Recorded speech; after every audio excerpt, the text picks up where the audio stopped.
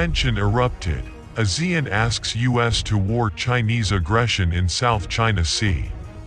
As rivalry between the United States and China heats up 11 weeks ahead of US presidential elections, ASEAN aims to hold its ground, eschew taking sides, and stress its central role in shaping the region's economic and security architecture.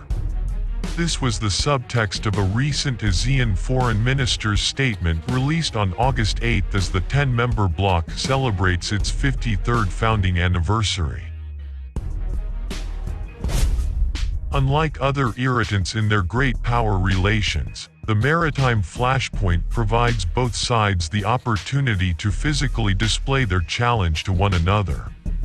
The increased frequency of U.S. freedom of navigation operations and exercises and growing Chinese presence and conduct of its own maritime drills stir tempest in the semi-enclosed sea. This dynamic raises the specter of untoward incidents. Caught in the middle, ASEAN will try to keep a safe distance from both rivals while calling for restraint and hoping for cooler heads to prevail. How the next U.S. administration will conduct its China policy and carry out its position in the South China Sea will be factored by regional states.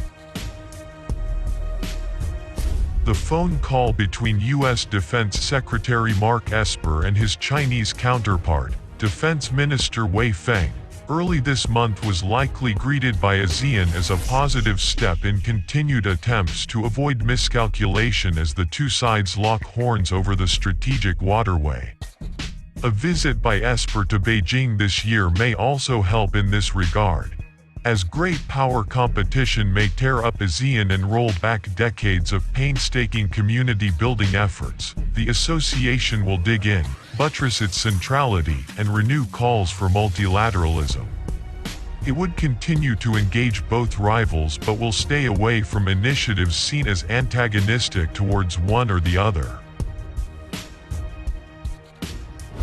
Rising tensions between its two most important trade and security partners unsettle regional stability and disrupt supply chains. Most worryingly, increasing contact between their two navies in the South China Sea risk possible mishaps, which can plunge the region into conflict. US and China find themselves in opposite sides on a broad range of issues from trade, technology, Hong Kong's autonomy, Taiwan, human rights, and pandemic blame game. But none can be as dangerous as the South China Sea.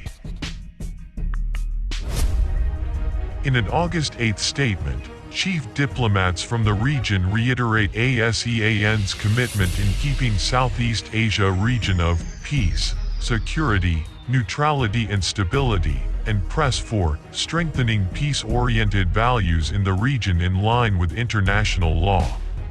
Once again, it called for self-restraint in the conduct of activities that would complicate or escalate disputes and affect peace and stability, a clear reference not only to claimants, but also to maritime powers active in the sea.